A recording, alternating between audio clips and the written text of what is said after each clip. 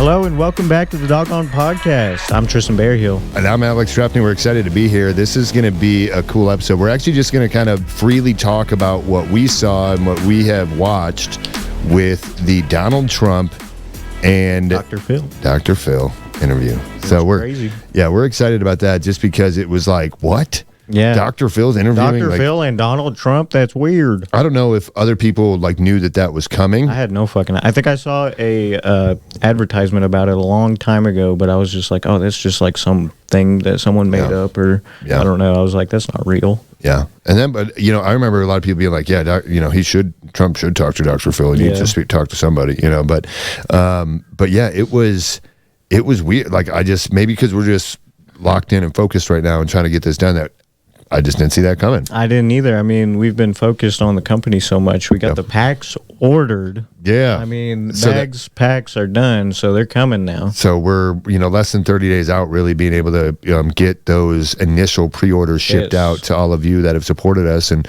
it's I mean, yeah, that's exciting. Yeah. I mean, that is like, we no longer have any barriers stopping this from moving forward besides us, besides our commitment. Everybody can get their Dogon Go pack within at least 30 to 60 days, I'd say. Yeah, I mean, definitely within 60, 30 days most likely, but just to be safe. Yeah. That's why the official launch date is 8/8/2024. So, definitely get excited about that. It's gonna be a big day. We're gonna give away a lot of merch, a lot of there's gonna be a lot of giveaways, a lot of Dogon packs that you don't have to pay for. I mean, all kinds of stuff. Yeah, and and again, we don't want to get political or anything. We just thought it was such an interesting thing to see, and I think one of the biggest things that was brought up that kind of stuck with me, and I've seen in a lot of clips, was where he's talking about around our military bases being bought up by Chinese companies, farmland, all surrounding some of our major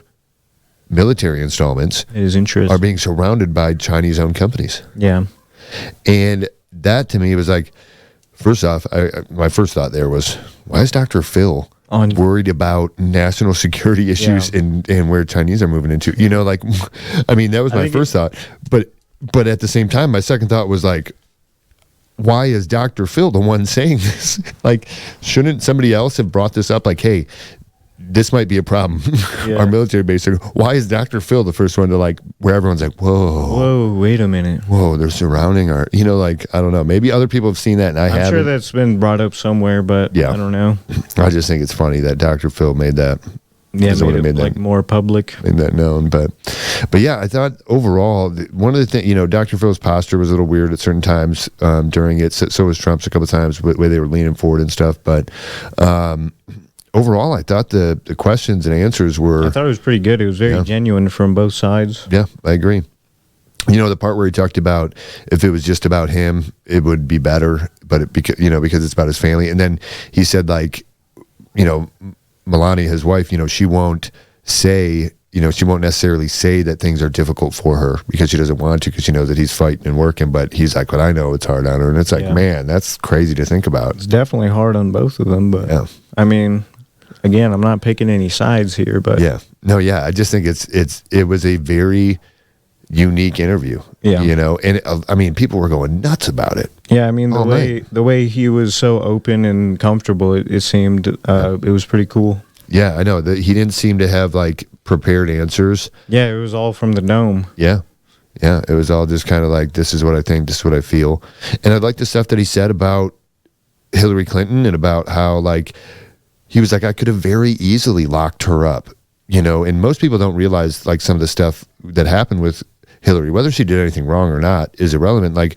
She was subpoenaed by Congress. It was a congressional subpoena, and she, and after getting that subpoena to keep, basically part of that says you can't destroy evidence. You got to keep everything and maintain the records that you have, and you can't remove anything, or else that can be considered, obstruction of justice or destruction of evidence, and post a subpoena. That's extremely bad. If you did that, you'd be in jail. And Trump was like, I could have locked her up. She acid washed. She broke all these computers, broke all these cell phones. I could have. But what am I going to do? Lock up a previous president's wife? Mm-hmm. He's like, I didn't want to do that. And I was like, to me, that was the most honest answer I've heard him say about that whole situation. There you go. And I was just kind of like, wow.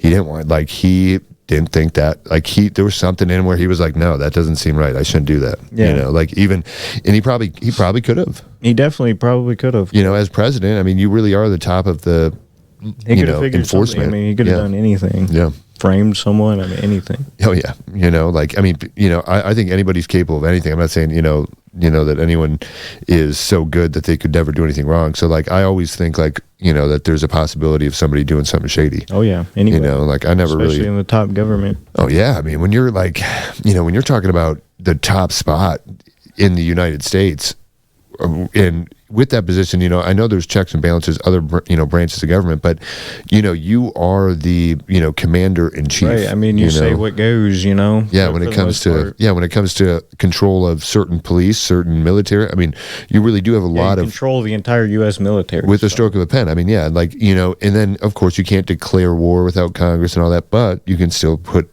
troops into action. You can still you can do, like, almost fucking anything. Yeah, so it's crazy. Yeah, so it's kind of wild, you know, the way it works. And you know, we were talking to a few different people on TikTok Live, and there was a lot of discussions. And one thing that I just really want to lay out, that I think there's a lot of confusion right now, and I don't know if it's intentional. I'm not going to go conspiracy theorist on you, but we are not a democracy. Mm-hmm. You know, and I think it's important for people to understand that distinction. And some people say, yeah, but democracy is good. We should be a democracy. No, we shouldn't. A democracy is one of the most dangerous forms of government.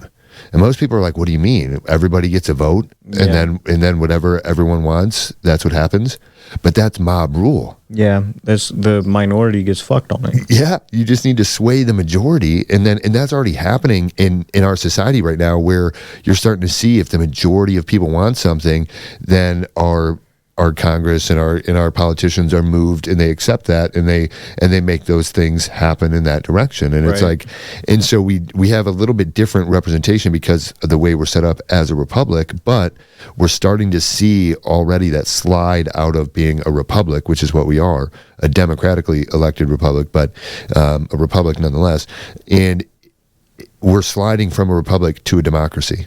And the more that happens, democracy is a transitional form of government. There's certain forms of government that are more permanent, and all are really transitional in one way or the other. Right. Republic is probably one of the strongest, most outlasting, besides anarchy.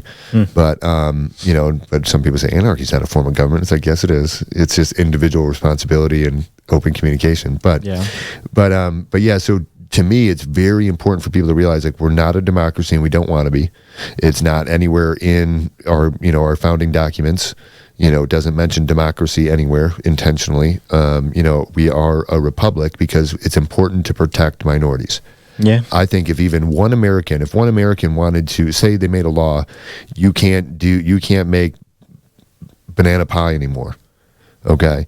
And there's one American who wants to make banana pie. He just wants to make banana pie so he can eat it and enjoy it himself. That's it. And he'll even use old bananas. He won't even use fresh ones. He'll use all of the shitty ones at the bottom of the barrel. Because they're better anyways. They taste better in banana pie. But, anyway, so he's like, if there's one American that wants to do that, then I think he should be able to do that. Yeah. And in a republic, he's protected to do that.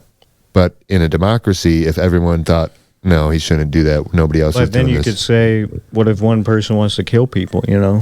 But that's where I draw the line, is you can do anything you want as long as you don't infringe on somebody else's rights. There you go. And, you know, in the non-aggression principle, really, where you don't aggress on anyone. You know, I think you should be able to do whatever you want freely as long as you don't impact somebody else's rights negatively. Fair enough. You know, why not? Yeah. And I think that's kind of some of the spirit behind a lot of our politicians that we see nowadays, and they just want to see some change, but I think a lot of them don't know how to do that, or the beast is too big in Washington. I think it's, you know, I mean, I think Washington is, when you say drain the swamp, I mean, you got to get rid of almost everybody except for like 5 people there. Yeah. I mean, like they're all corrupt. Yeah. I mean, we have 3 other branches of our government that are responsible and connected to some of the largest atrocities in our country, you know, and they're like interconnected with individuals who carried out insane attacks, or, you know, like, it's just weird. The whole thing is just, and it seems like a lot of aspects of our government have been weaponized for a long time. A lot of people are talking about weaponization of the justice system and DOJ and the different 3-letter branches of our government. And it's like, that's not new. Yeah. That's been going on since the, 50s, 60s, for sure. It's been a minute. Yeah. So it's like, it's just now technology is catching up to where it's harder and harder for people to, to sneak around. Yeah. You can't be so sneaky. I mean, everything you do is there. Yeah. It's online. Yeah. Even when it's not, even a lot of these professionals who are ghosts, you know what I mean? People still, you can still find out something about anybody. Yep. It's pretty wild. But yeah, I mean, if you haven't seen that interview, I definitely encourage you to check it out. Just because it was. Yeah, I mean, it was really entertaining for anybody on any side, I think. So. Yeah, if you've ever watched Dr.Phill, it's just nuts to see cool. Dr.Phill with Trump. You're like that's just cool. You think like Trump's going to be like, like say something crazy, like, like I want to come out as a different gender or something, like, because it's just like, it's Dr.Phil. You expect something like crazy, some fucking wild shit. Like they do talk about some pretty wild shit. No, yeah, they do. They get into, I mean, they kind of jump around and, but yeah, the craziest part to me is still the Chinese land being purchased all around our military installments. Yeah, it is strange. And the fact that Dr.Phill is the one who brought that to my attention. Dr.Phill. Dr. fucking Phil. Like what the... And Dr. Phil's been critical of Trump in the past. Really? I don't know anything about his political standpoints or... And then I actually looked up too, like he has a lot of education in trial psychology as well as... I can't remember the other aspects. He's not really like a doctor like you'd think, like a doctor. He's got like a lot of different specialties in small areas. Almost looks like forensics or intelligence at some point, of some sort, just because of some of the stuff that looks like he studied. But I mean, it's interesting to see his perspective and to hear him bring up to him like, hey, this stops with you. Like, can't this just be the end of it? Right. And I thought that was pretty cool. I don't know. We'll see. But yeah, definitely check that episode out. We thought it was really I thought weird. it was really interesting. Yeah, it was strange. Yeah, it was something that I think will be talked about for a while. As I can tell already, it's still on TikTok Live everywhere right now. It's almost as big as Tyler and Gabby. That's I still can't believe I don't know that. Shit about that, dude. Look it up. Just look up, dude. I just follow Gabby. She's she's cute. Sorry, Tyler, but I mean. Just it's a great story. It's over. I mean, she's head over heels, and he's like, this is my shot. I can tell. He's like, I got to do this right, man. That's awesome for them, but yeah, yeah, you're bitter.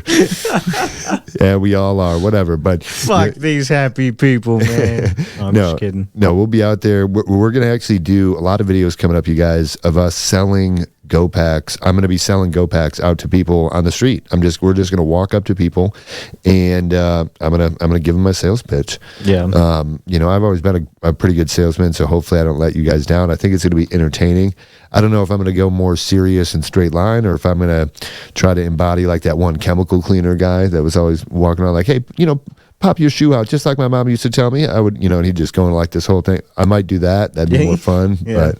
But yeah, definitely check those out. Those videos are coming soon, because as soon as those Go Packs are in, we're going to be selling them in person, and we're going to be showing you live. Yeah, probably. Yeah, just so that you guys can see that when people read the ingredients, when people see it, when people feel it, they're going to recognize the value of it, because it's like they're going to be able to have this vitamin with them. They're not going to have to worry about forgetting to take it. You'll have this pack that you can put, anything else inside as well. Yeah. If you got, another vitamin that you love to take, pop it in there too.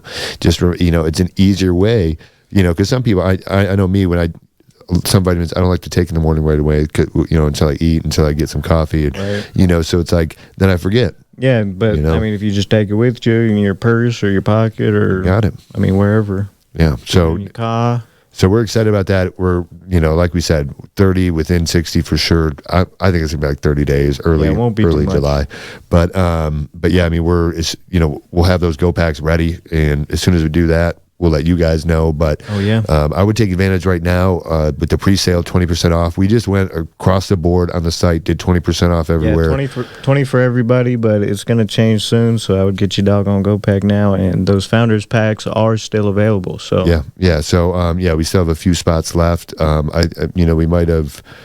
I'll double check because I was updating the numbers on the bottom of the website so people could see. But yeah, so hopefully we will still have some pre-orders left for you guys. But either way, after 8/8, we'll have them for sure for everybody. But we're excited. We'll show you the videos when we're selling those single packs. We're just going to do little single 20 pill packs just so people can get a sample of them, see what they're like. And you can watch that unfold. That'll be cool.